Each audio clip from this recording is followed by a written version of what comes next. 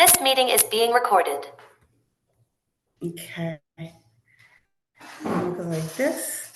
Okay. All right. Once again, I'm just doing a little quick thing before everybody comes on. Going over to MREA with Erica, one of our new agents at KW Aruba. And I was saying, you read the first section is 120 up to 122 is all about models, thinking, think like a millionaire, foundational thinking. And then 123 shows you the 4 models. And then I always tell people, just go up to 171. Okay, because 123 to 171, this section is the 4 models explained. And until you really master like the 4 models, the latter part of the book is all about making $1 million in the models. But we got to get the models going. So I just earmark those. Page 121 to 171 is the models, but prior to that, you do the thinking. Thank you very much. You're welcome. Erica and I were just talking and remembering what our past skills are, right? So she's communications business. Those of you who've been in business for yourself before, or customer service, hospitality. You know, we want to make sure we use those skills inside of this business. So I'm going to go ahead and Senya, I'm going to put you as a co-host. Thank you. Because at the end of the day, here's how I like to say it is, I worked in real estate, or I worked in restaurant, I worked in art for 15 years, I worked in whatever for 15 years. I'm now expanding into real estate. I worked in communications, I'm expanding my business into real estate. Because it's just a natural expansion, because real estate's one of the best businesses to be in. So if you're in business, why not expand it into real estate? Everything in business touches real estate. Whether you're renting, you're owning, investing, living, right? So, all right, guys, it is 10 o'clock. It is Happy New Year. It's a pleasure to see you all. I'm here in our KW Aruba office, and I am, Brenda is not. Hi, say hi to those dogs for us, Brenda. And so I have a few of our agents here, but we're here on Zoom. So we're going to just review a bit of what we've kind of covered. We've covered the first 4 sections of Ignite. Now I'm going to do a share screen here. Okay. Okay. And so when we get into Ignite, can you all see me here? Let's see. Stop sharing the screen. It's a little glitchy, no? Okay.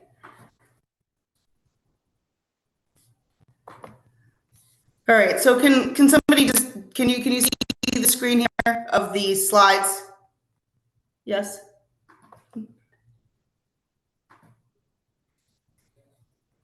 Yes or no? Anybody? Yes. Yes. Yes. Yeah, we I see it, Xenia. Yes. Okay.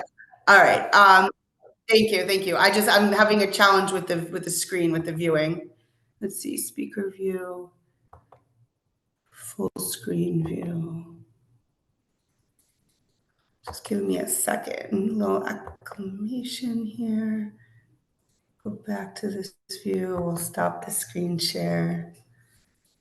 And we're going to go ahead. Thank you for your patience, guys. Okay. So we're going to go ahead and do the screen share again and take a look. Recording in progress.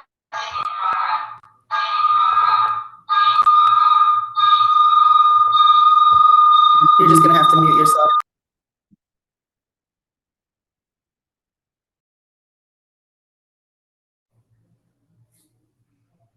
Okay. No, you're still going to have to shut my voice off too.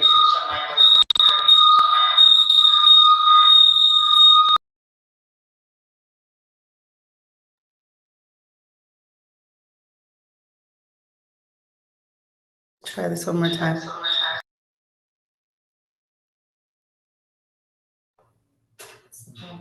I'll just.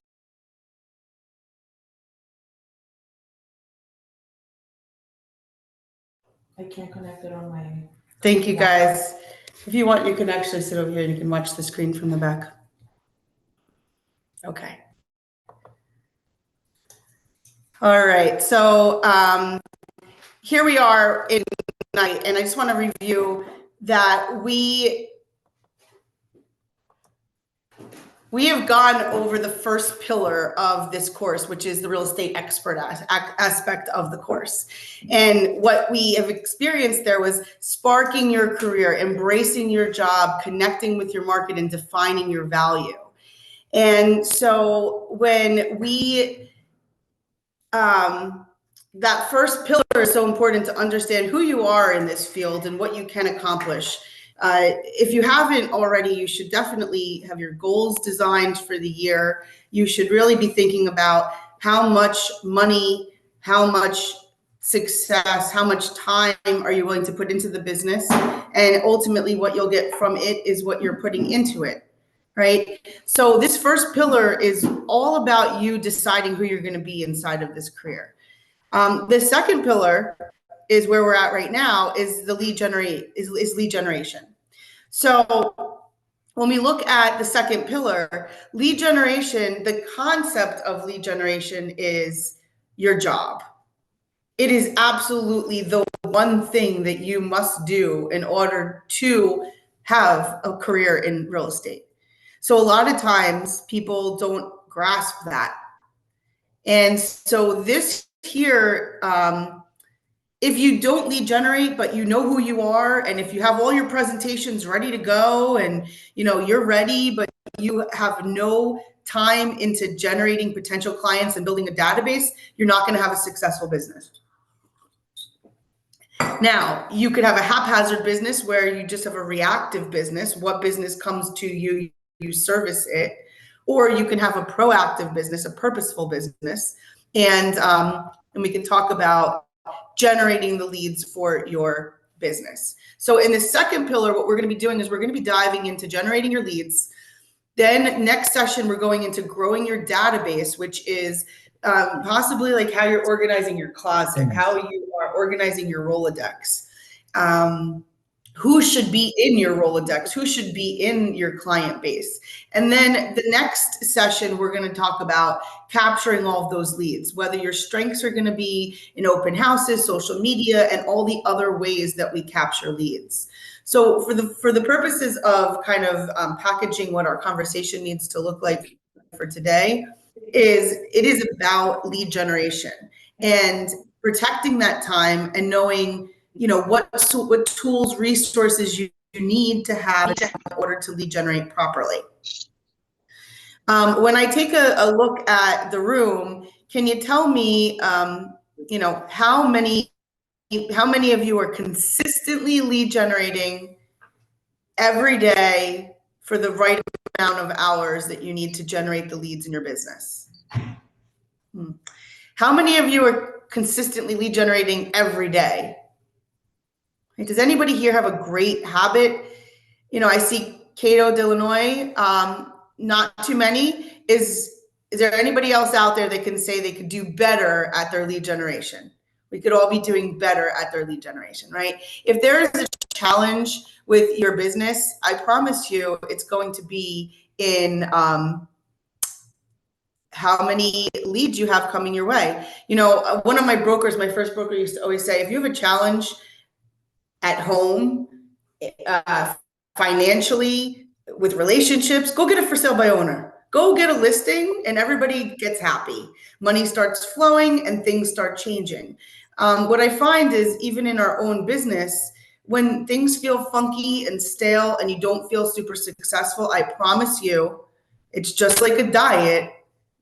Get on the treadmill, go for a walk, pick up the phone, lead generate. Lead generate is the answer when your business feels funky. Okay, so diving back into this here is just to lay out, we are just going to talk just about generating leads. lead generate, you are the lead generator. So we also have another part where we're talking about generating leads, maybe in social media, paying for ads, doing pay per click.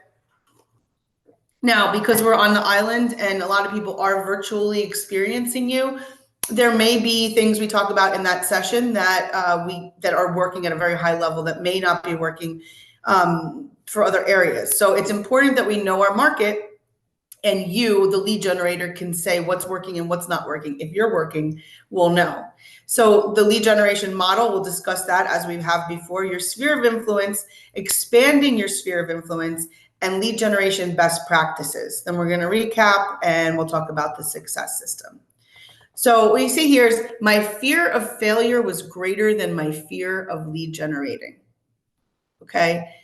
Can anybody kind of relate to that? My fear of failure was greater than my fear than of lead generating. The failure stopped so many people. And I see Judith shaking her head because Judith's a top agent and Judith's been in the business for a long time. So she knows that you have to lead generate. You have to. You cannot be scared of the rejection, which is honestly what comes on with that. When people are fearing the failure of lead generation, it's the failure that somebody's not going to like you, that somebody's not going to choose you. Well, what about if they would choose you, but you're just too late to the party?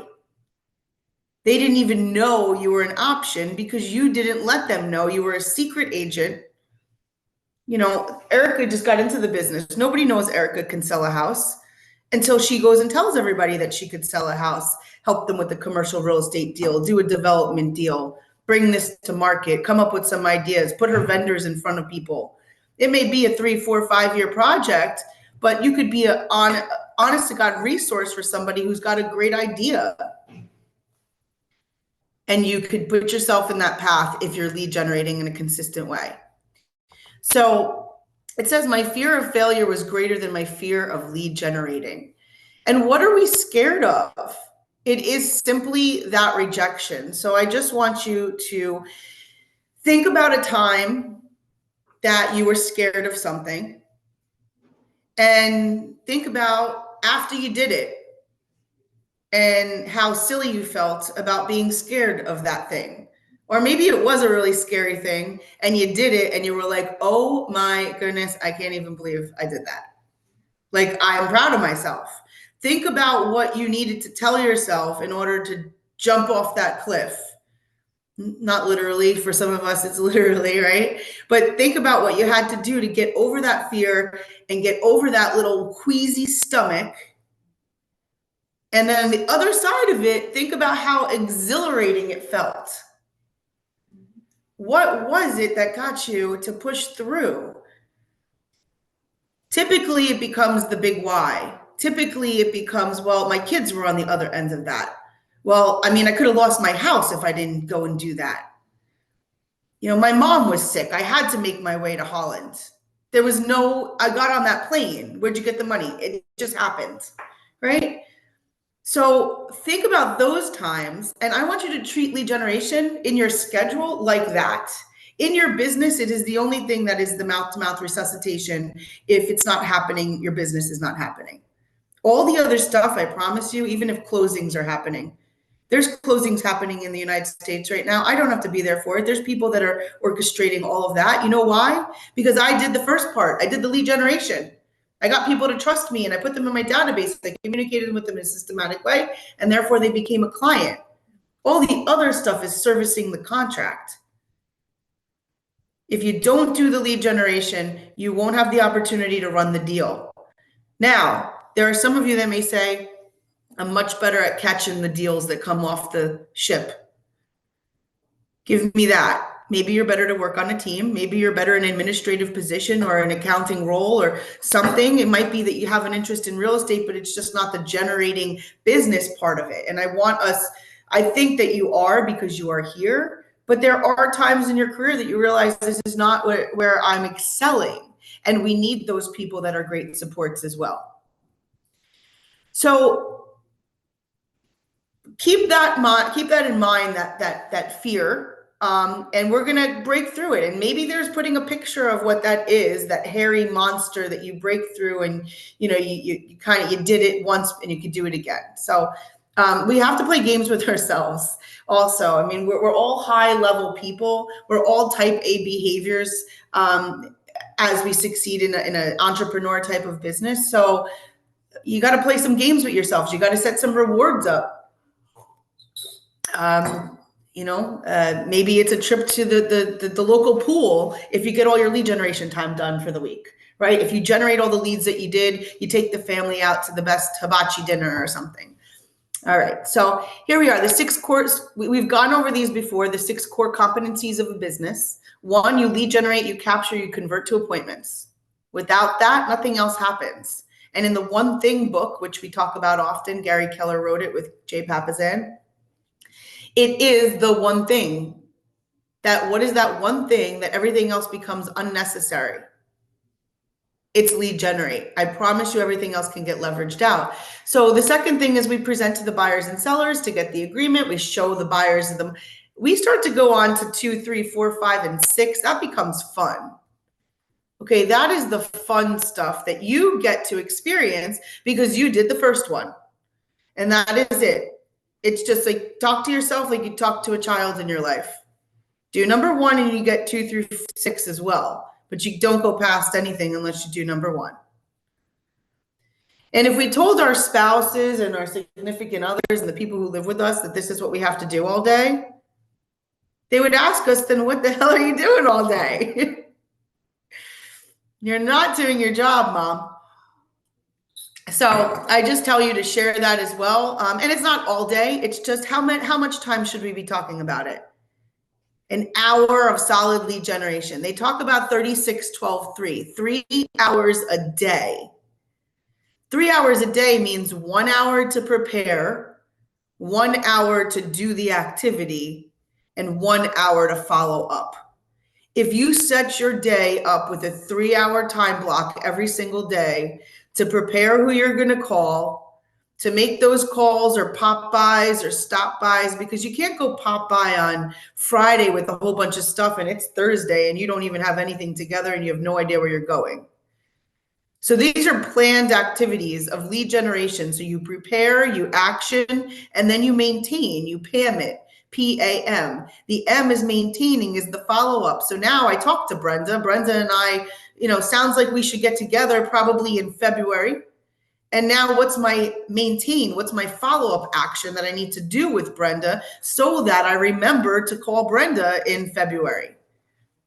Well, we'll get to all of that too, but that is lead generation. Those are the hours of lead generation: prepare, action, and maintain. And so we look at these 6 and we jump right to the, hey, I want to manage my money, or we start counting the money before we even walk out of that deal with the signed listing agreement. Showing buyers and sellers like we're out there and no commitments. No, the first thing is lead generation. And lead generation, the fears in the midst. I think lead generation is really difficult. I don't have enough time to lead generate. I don't know what to say, and I'm afraid of making mistakes. And at the end of the day, there are scripts to go through, and there are lead sheets. We're going to go over that in the seller and the buyer aspect. There's a full lead sheet that I'm going to meet Iris, and I'm going to say, hey, Iris, you and I are going out on Tuesday. Would you mind if I asked you a few questions before we get together? Great. And you could go through the whole questions, the whole list of questions, and you'll sound like you know what you're talking about. You'll gather the information that you'll need in order to help Iris make the best decisions for herself. And you will be prepared to now have further conversation inside of those questions. But that's all that lead generation is asking great questions. He who asks the best questions controls the conversation. If you do not have questions to go to, and inside of our scripts, and I'll make sure that's part of my follow-up this week, is to arm you with those scripts and questions.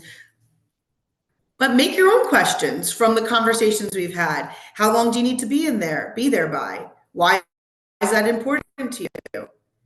Well, if we could make that happen in 3 months, would you do it? Well, what would you sell the house for? Give me a wish list. $3 million. Great, fantastic. When can I come over and see this $3 million shack? Right? Like, it's just asking questions to solidify an appointment is lead generating, and asking people who they are so that you can further communicate.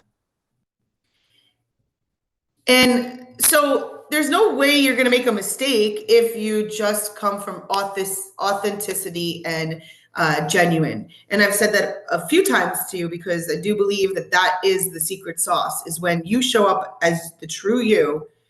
That's when people connect. You never have to be anybody else. You could just be you and people will connect. And they'll trust you, as Erica said, they'll trust you. So lead generation fears, how do we debunk them? I was confusing effort with enjoyment. Lead generation is actually easy. It's just not fun. Who said work was fun? I mean, all the other parts of the business actually are very fun. But the first one maybe is not that fun, but it's literally going to get you to what is going to lead to success. This one, I don't have time. I had an issue of making time to lead generate and protecting that time. That's where you need to own it. You absolutely need to own your time management or your time management. I don't know what to say. I had to get on the path of mastering dialogue. And I'm afraid of making mistakes. I found out that lead generation is not more than a set of tasks and skills and well documented. And when we talk about well documented, I just said, how am I going to follow up with Brenda? Or now I know Iris's wants and needs. That all has to go somewhere. And you have the secret sauce of Command, which is our database system that you could put all your notes in. You could set up on different campaigns. And as we talk about how to grow your database next week, that's more of organizing and kind of making some rules in there. Like, here's all the black dresses and I wear those to the fancy parties. So let's put the shoes with the black dresses and the pocketbooks right above it. But over here, let's put my sweat outfits with the sneakers. And so what's important to the different groups of things in your closet, that's going to be the messages that you're going to send to those sections of your database. Okay. So now, here is the concept of the lead generation model. So if you see there's the big person in the middle and then the rings kind of go to the outer, you can see the rings start to get different colors. Now, we've talked a bit about this before. In our life, there are people that we know and people that we really know, that inner circle, the advocates, the people that, like, think about right now, 2 people that absolutely are your raving fans. Who are those 2 people? You can think of them right now. If you can't think of 2, you could think of at least 1. My husband's always trying to tell me about houses that are for sale by owner. And I'm like, great. Could you give me the number? Because, like, here, right. So he's always looking for deals, or he's got people at his work and he's like, so-and-so needs to buy something. What do you think about this? Who are those advocates? It might be your children. It could be your best friend. I also want you to think about somebody inside of your database, somebody that you're close with, that is the winner. Like, this girl, she goes to every tricky tray and she puts the tickets in the baskets and she loves winning. We want her to help us win. Somebody that you say, hey, I'm in a contest. This year I have to help 24 families. I'm in a contest. Right? So who is that person that will ride or die with you, that will rally behind you and help you build your business? Maybe it's 1, maybe it's 2, maybe it's 5. Those people are one-on-one. Those are in the middle of the circle. We want to treat them differently. We want to send them birthday things. We want to take them for special lunches. We want to see them differently than the rest of the database. On the outer ring, imagine these people that don't know you, that when I get off the plane and I see somebody's decal inside of a taxi, I don't know that person, but now I know of that person. That is the outer ring. Those are people that you haven't met, but they kind of see you because you're marketing. Who is it going to be easier to get business from?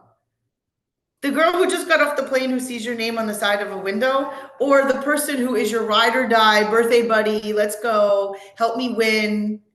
So we need all of them. But that circle of people goes so wide from people that we really don't know that could actually just throw us a deal because we got in their path, to the people that should know what we're doing, helping us succeed. And so we talk about our METs people to our not METs. So there's two different categories of people in your database. You have your METs and your not METs. And I'd like to even say inside of those METs, you have your sphere of influence and your core advocates. Now, here's the rule. On the outside ring, and it will say it right here in the MREA on page 132, I believe.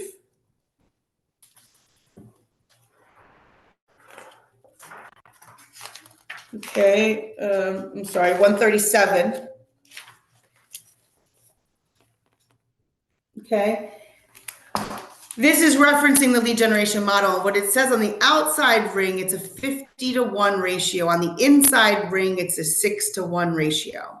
So of those people that you have in your database, of those people that are in your world, for every 50 people, if you're marketing to them in a consistent way, talking about the lead generation 8x8 touch to a 33 touch over the year, meaning they get 8 communications from you in 8 very short weeks or days or months, bi-weekly, and they roll into a 33 touch over a course of a year. If you treat them that way and you do the lead generation model properly, on the outside ring, we're talking about a 50-to-1. And on the inside ring, we're talking about a 6-to-1. So the 6-to-1 represents for every 12 people that are in your database, for every 12 people, one of them is going to raise their hand and say, hey, I need to do something. And another one is going to say, hey, my friend needs to do something. So I'm going to refer them. So that's where you get a 6-to-1 ratio for the people that are at your closest. So here's the deal. If you wanted to do 10 transactions, and we use that rule of thumb, and you were going to do it all through people that you know that love you, 10 times 6 is 60 people. You would need 60 people inside of that database to be your raving fan and to be referring you people and doing deals with you. You need about 60 people. Now, in this market, it's a little crazy, interest rates, inventory. I say double it. Just double it. Just give yourself a buffer and double it. So if you needed 60, make sure you got 120. So 120 people that know, love, and like you, that are in your sphere, that you communicate in a systematic way, should generate you 10 to 20 transactions a year. If you work them properly, they absolutely should.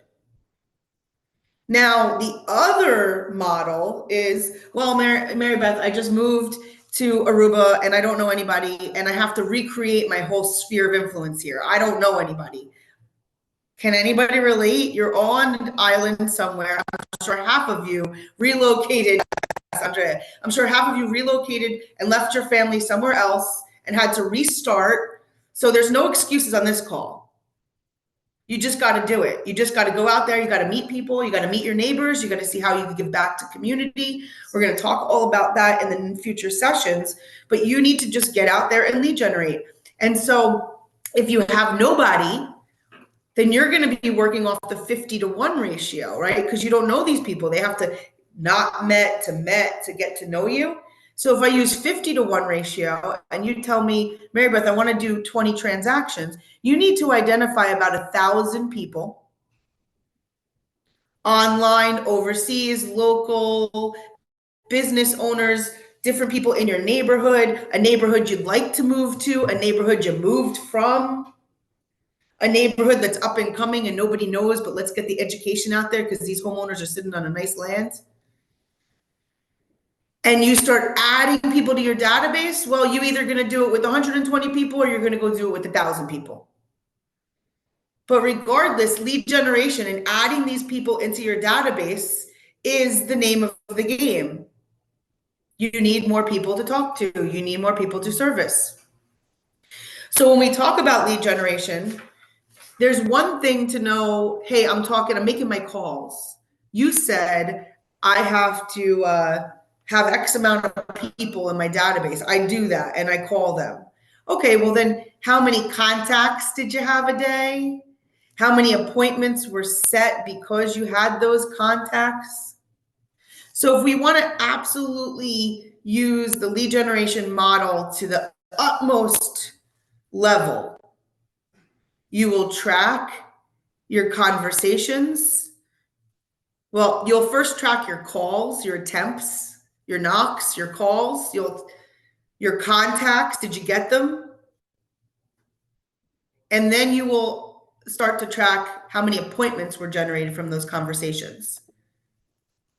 Because a lot of you only need about one listing appointment every other week to hit some really high numbers.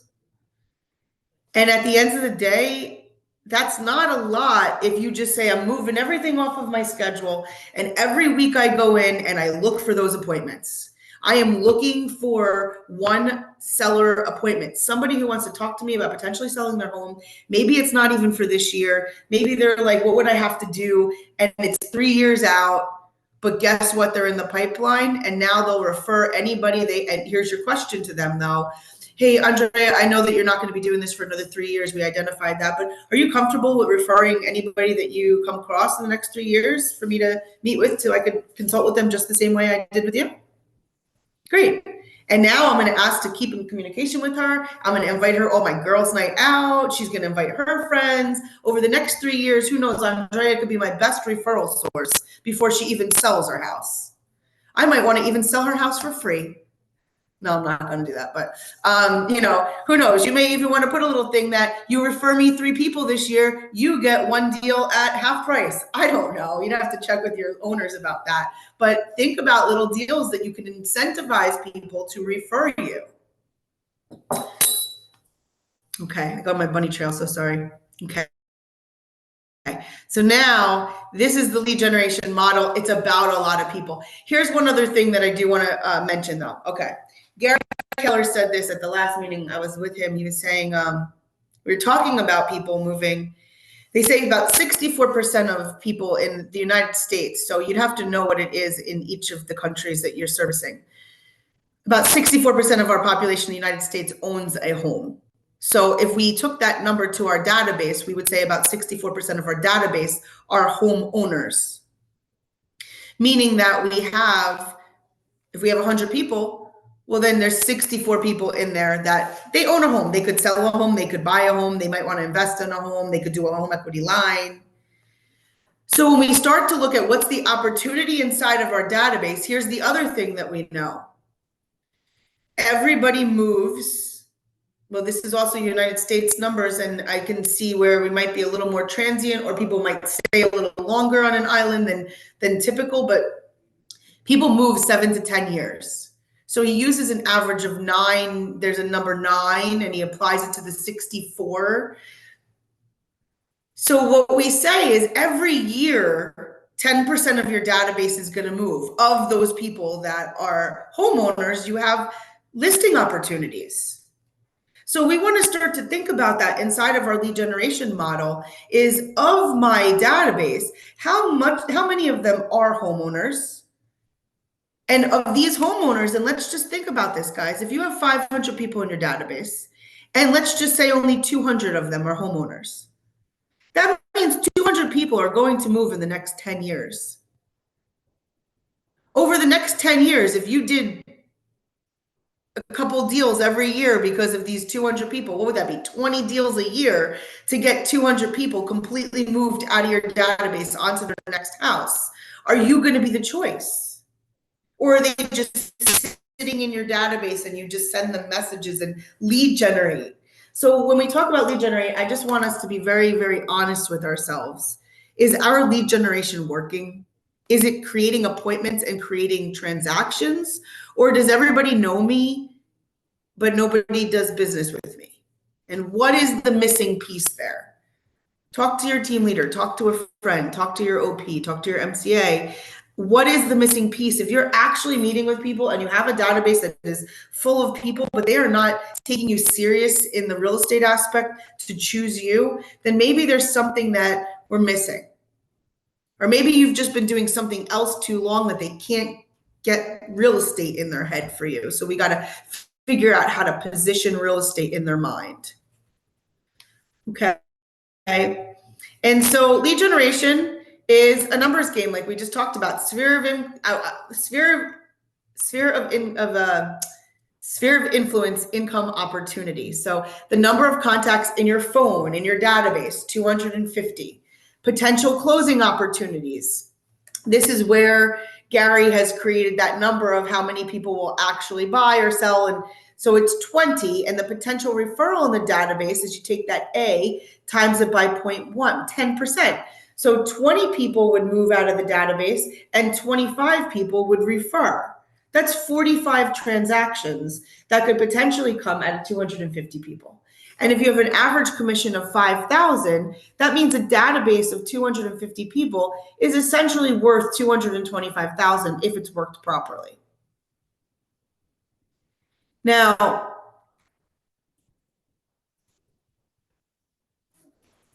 what kind of ahas do we have inside of that conversation? 250 people could absolutely relate to over $200,000 in income. And that's at an average of $5,000 a commission, which some of that is our market. And some of you I know are making way more per commission. So yeah, share with me, are there any ahas there that you got from that? Especially those that have maybe been working inside of your database already. Are there any truths to it? Are there any challenges that you're finding? Or could you just be doing more of what you're already doing to get better results? Okay. Well, what we find most of it is that if we would just actually apply this and stay consistent with our lead generation and look at it every single day as, am I moving the needle forward? Did I have my contacts? Did the contacts book appointments? Does my database look healthy? If all of that is a focus in our business, you will have one mighty business, I promise you. And so the lead generation model, we discussed that with the circles. Once again, this is the way we see it in a vertical way, is we lead capture, we put them into the database, and then we are changing them from leads to contacts. Once we connect 2 ways, we cultivate them with conversation and need-based offerings so that they will refer and do business with us. So this is the funnel for how we lead generate. And prospecting and marketing come in all different activities. You could be spending lots of money in marketing.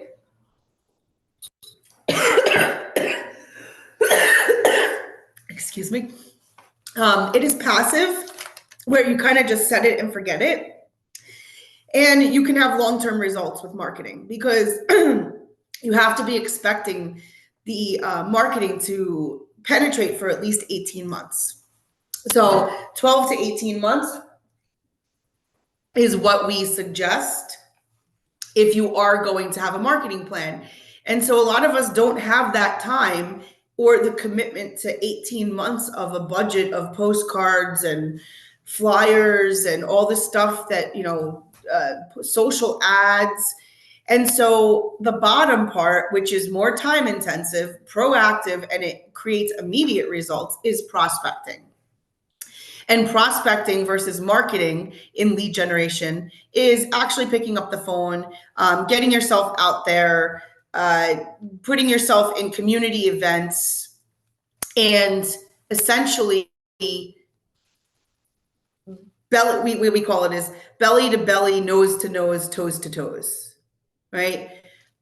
A lot of people have hid behind marketing over the years, where when it was easy to throw marketing out there and internet came into play, and I'm really talking about 20 years ago, 15 years ago, it changed everything, right? So it kills the whole marketing in the mailbox, and now we're all confused as to what is working. Here's what we're not confused about.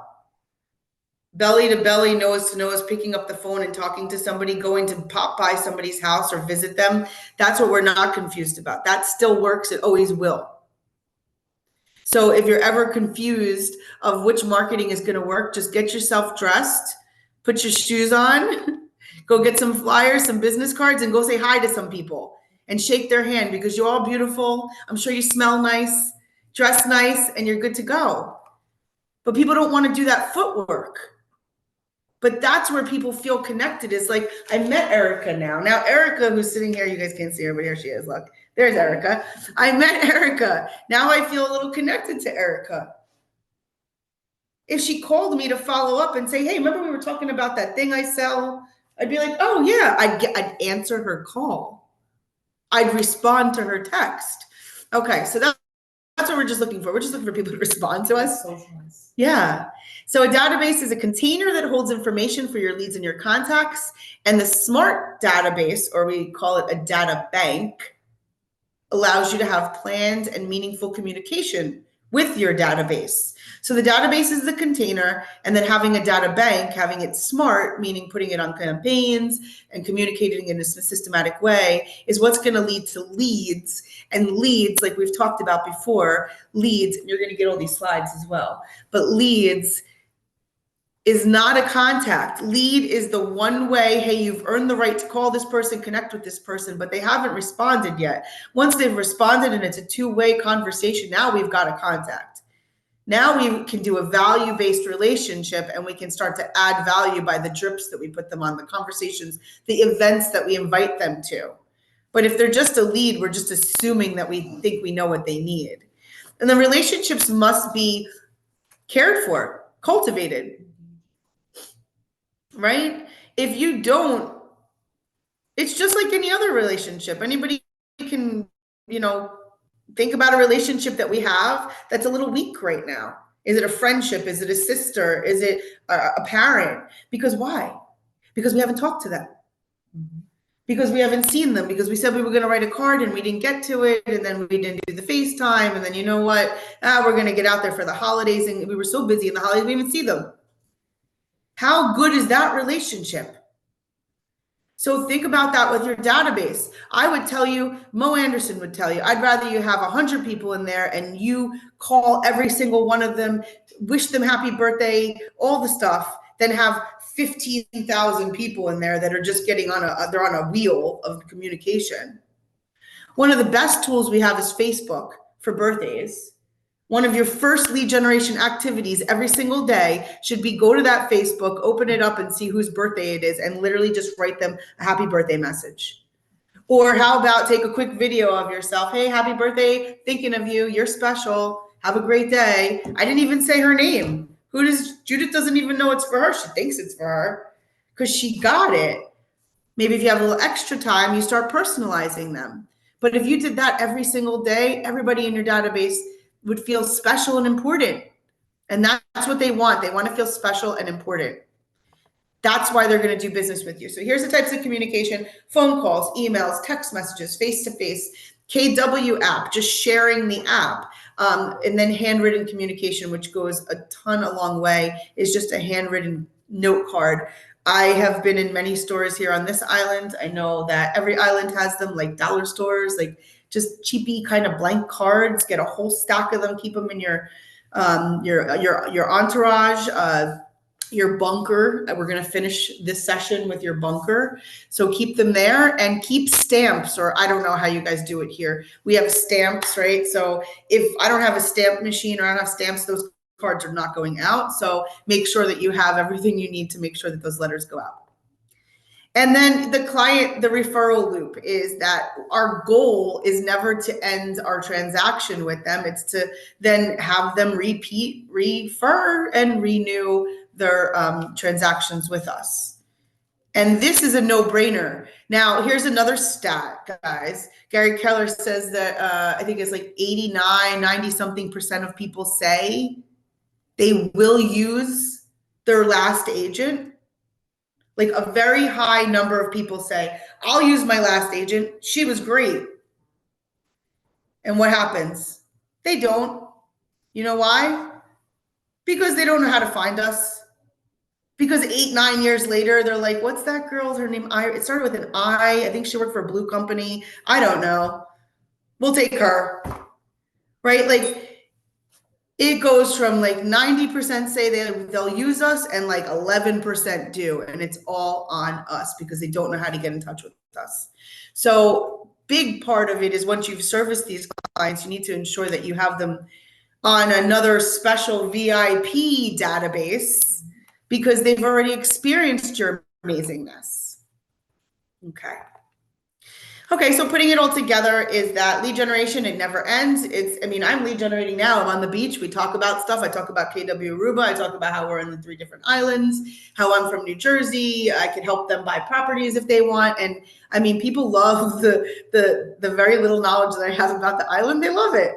And here, guys, here's why. If I'm talking to another American and I'm here and I've done it, we have a commonality. So now if I did it, there's no fear there anymore. Just that familiarity allows me to now stay in touch with people. And when they're ready to do something on the island, I'm going to be able to refer them into our KW family. I love it. You guys have that opportunity everywhere you go as well. So keep that mindful. Every time you're on a vacation, a trip, a business trip, seeing family, always be looking for an opportunity. And you're with KW. So remember, there's one more opportunity. It is in introducing agents to our real estate offices because there is an amazing thing called Growth Share. Okay. And so where do we meet all these people in just life? Okay. Categorizing your sphere of influence, immediate family, friends, relatives, neighbors, past coworkers, hobbies, sports groups, teachers. I mean, take a look at all of these. Teachers you've had, teachers you've worked with, teachers your children have had. Worship, club, volunteer. My husband and I, we found a home church while we were here. I've been to it now like 5 times. So it's definitely my church. Already connecting with people, and this is just brand new, guys. If some of you are living here for a while. Professional services, contractors, plumbers, inspectors, all the people that you refer, financial legal services, bankers, financial planners, personal services, home auto services, anybody you spend money at, right? So think about that, guys. Where do you spend money? Those businesses need to be added into your database. Where do you spend money? Like I go to the same dentist twice a year for like ever. I refer people to them when they go, what dentist do you use? Oh, Dr. Davis. Okay, they go to Dr. Davis now, right? Think about who does your dry cleaning. Where do you send your laundry? What supermarket do you go to? Where do you buy your milk? I mean, the things where you're like, I'm constantly putting my money there. How about I ask them if I can communicate with them in a systematic way so that if they have a referral for me, just one this year, I'd love to be a recipient of that because I'm trying to help 24 families, 36 families, 10 families change their lives this year. Okay. So all these different categorizing your sphere of influence, they're not just friends and family. They're so much more than that. And you build your sphere of influence day by day. Once again, if you didn't know anybody and you just made a commitment that you would meet one new person a day, in 1 year, you'd have a brand new database of 365 people, and you would have created that by design, not by default. Right now, we have a database by default. It's our friends, it's our customers, it's our cousins, it's our past clients, it's our neighbors. If you go out and choose your sphere of influence day by day, you will have a whole different business within a year. Okay. So we change the way you look at things, and the things you look at change. That is a bold law. Business objective, life by design. And here's a great picture of, is he standing on the top or is he standing at the bottom? Right? Change the way you look at things, and the things that you look at change. We have to stay in curiosity and get out of judgment, especially when we are lead generating. One thing that we have to do is stay curious. We have to ask questions and not make assumptions. Okay. Why is that important to you? Tell me a little more about that. And expanding your sphere of influence, you want to add more personal information into those contacts. Well, they love their birthday, or they like to do their birthday, with their spouse on an island.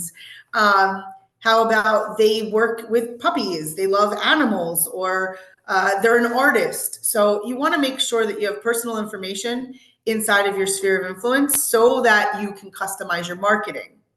And by expanding, we talked about that. Just ask, just ask.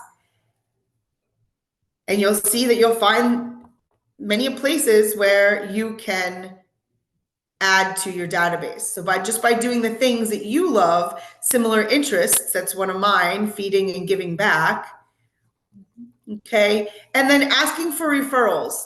This is in business to business. This is what I just kind of shared with you is I am building my business on people I know and the people that they know. Do you know of anyone from your friends or family or work or neighborhood or group or belong to that who's thinking of buying or selling a home or investing in real estate? I'd be pleased to be a resource for them.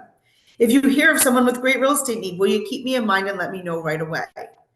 So those are the types of conversation starters you'll need to have with people in order to let them know that you're looking for business. Because here's something else that you will get mistaken for. And I'm sure because it doesn't matter where we are. Well, you know what, Marianne, I just thought that the company has all those leads, right, Marianne? You just hand out all of those leads. We share them, yes. We share them, right? But the truth is our sphere of influence needs to understand we work with our company. Our franchise is a bunch of resources and tools and a network for us to have a thriving business. But guess what, sphere of influence? I need to help. I need your help. I have enlisted you to help me because my company is just that. It's my office. It's where I work. It's what helps me think on how to create leads, but it's not what provides me with leads. And sometimes we have to educate the consumer that we don't just work for a real estate company and they just give us the business. We have to all go generate it together.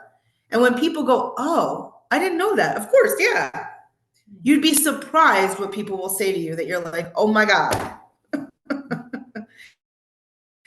This person literally had all this business in their hands and they didn't think that we needed it.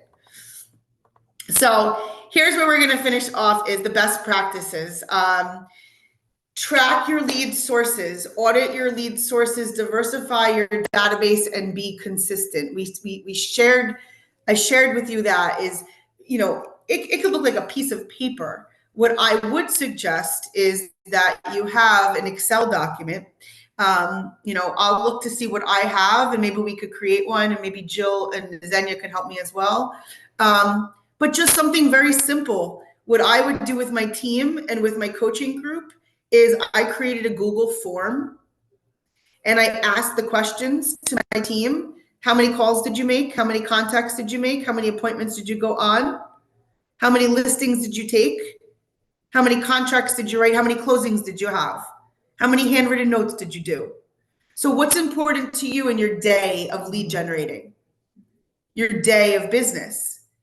And so I would have that Google form and it would text message out to my coaches and my coaching clients every Monday. And every Monday they would report for the week, how many contacts, how many calls, how many appointments. And so that I had something to talk to them about. Well, Marianne, looks like you had 100 calls. You only had 2 contacts. Who the heck were you calling? What time were you calling? And of those 2 contacts, nobody booked an appointment. What did you say to them? Nothing? Right? So we could at least, we can track and then we can also consult as to where do we need to pivot, Marianne, so that we have 100 calls and 50 of them get answered. And then maybe of the 50, 20 of them want to go to the, get different results. Audit your lead sources, track it, and then say in 6 months, if I didn't get anything from making all these phone calls to expireds, to for sale by owners, to my database, to my neighborhood, maybe this is not working for me. Maybe I need to pick up and I need to do events because over the phone, my energy is so different than in person. Or I'm doing events, I'm doing open houses every weekend and nothing is happening. Okay, well, maybe in person, you're not exactly the most approachable. And I mean this sincerely. Maybe you're not the most approachable in person, but over the phone, you can fake it and you can get them to make Okay, then you need to get your butt on the phone and stop getting out there and wasting time on a weekend, because that's not where you're connecting. So that's what you do when you audit. You actually have to measure, and then you have to cut. You have to know when to say red light, green light, and that comes down to knowing the shift book. The next part that's most important is to be consistent. And diversify your database means, you know, if you're calling investors, maybe not call only all investors. If you're calling first-time home buyers, maybe it's not only there. If it's just business owners, what levers do you have? Yeah, because somebody who owns a business also has a single family house, also invests, has a child that needs a rental. It's all connected. So when you diversify, you get into different ponds, right? And so being consistent is the biggest challenge. It's also the biggest success. If you could stay consistent and you treat it like a job, every day you have on your calendar, you are to work, you lead generate, you will have a successful business. And here is another part, time blocking your lead generation time. Prepare. Here's the PAM, prepare, take action, maintain. Prepare, the mindset, the practice, the call list, that's 1 hour. It could be done the night before. It could be done the morning of. Take action, the conversations, the door knocks, the walks, the emails, the posts, the videos, whatever it is, taking action. And then 3 is maintaining, is the follow-up, putting them in the database, putting on whatever smart plan, whatever the next step is. And guys, the Google Calendar is really a great place too, to just say, you know what, I got to call Erica in 2 weeks. Let me just put it right here at 7 o'clock in the morning, call Erica, put her phone number right there in my Google Calendar. Little things like that. And this is the most important thing that I was talking about, is the battle distractions, protect your time block, build a bunker, store provisions, sweep for minds, and enlist support. Okay, let's go through this for a second, because if you don't do this, you're not going to have success. This door is closed. There's people on the other side of this door. If I went out there and said, Bibi, do me a favor, do not let anybody come in this door for 2 hours. I'm making my calls. I'm putting a sign on the door. I told Marianne next door, please don't bother me. And she knows it. I've enlisted the support. I've got the beginning of the bunker. Now, what else? Do I have my coffee? Is my water here? Do I have my phone? Is it charged? Do I have to get up for anything? Right? Like, this is what I mean, because the minute that I get up to go out there to go to the bathroom, or get a little more cream, guess what happens? This high eye gets distracted and I start talking to somebody. And guess what happens to my lead generation time? Poof, just like goes away. So in order for you, it may be, and I've had no better times than sitting in my driveway with the car locked and the car still on, making another hour of phone calls because nobody could get in. Even when they're pounding on the door, I'm like, I've locked myself in the bathroom before, right? So find your place, but I would tell you, treat your office space like your sanctuary and make sure you have everything that you need to have a successful lead generation time. Otherwise, you're just setting yourself up for failure.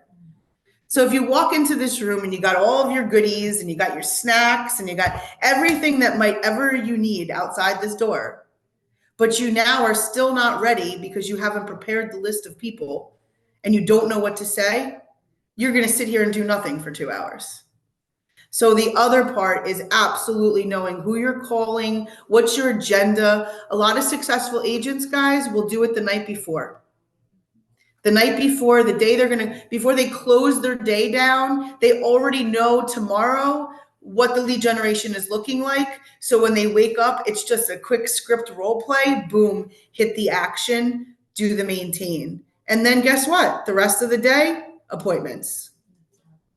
Yeah, and the appointments are the fun. The appointments are when you see somebody playing on stage, you don't see the 10,000 hours that went into the guitar to play the way they play on stage. That's you, guys.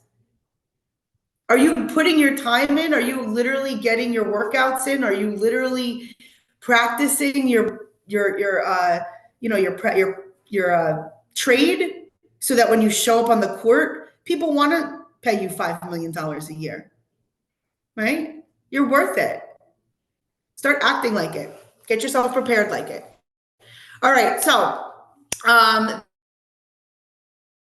that is our sessions Distracting. Let me make sure there's no more things here. Nope, there's no more things here. If you remember, your success system is every day you lead generate 10 conversations, 10 contacts added to the database, 10 handwritten notes to follow up some of those conversations, and a 10-5-1. A 10-5-1 meaning 10 likes, 5 comments, and 1 personal message inside of social media. If you would just follow that 10 conversations, 10 contacts added, 10 handwritten notes, and a 10-5-1 every single day that you are lead generating, you are going to have a successful business. Okay, so can I get at least 2 ahas and then we'll get you out of here before 11? Maybe not, but 2 ahas on lead generation.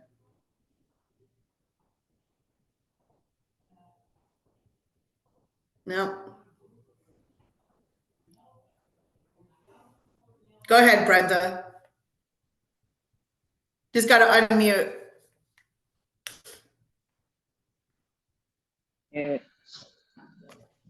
Thank you. Oh, no worries.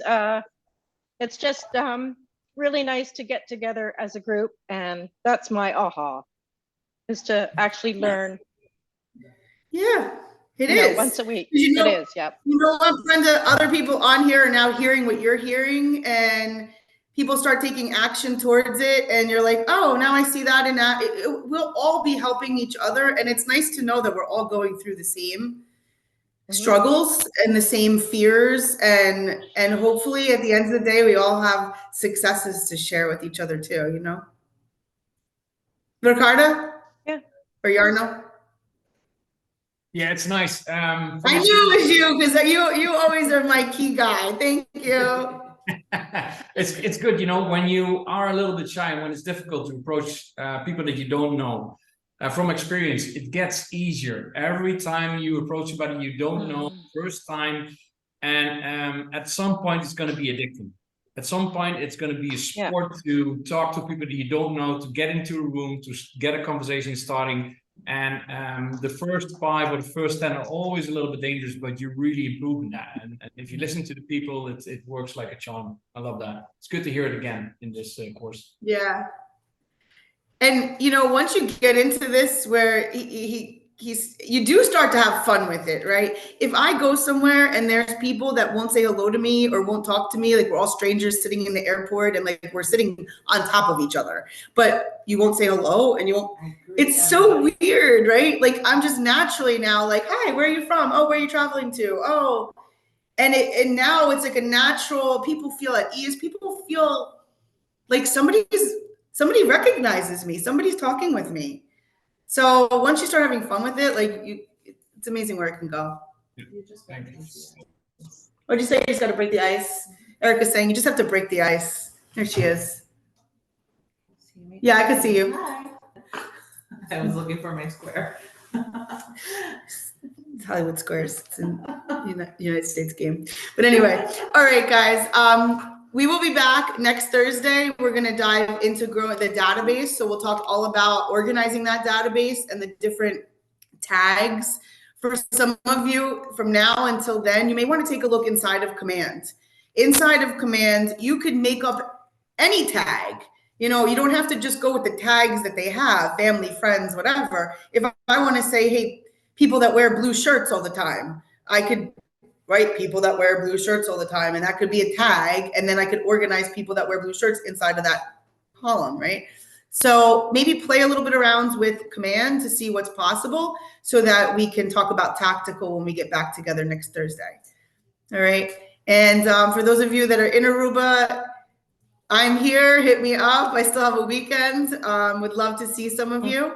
And for those of you that are not, Ricardo, I have to come out to Curacao, they say. And Edwin and I are going to Bonaire some weekend. Just come over. It's a short trip, 20 minutes. I hear. I just met some people from Germany that were taking the whole tour of ABC Islands while they're here for the whole month.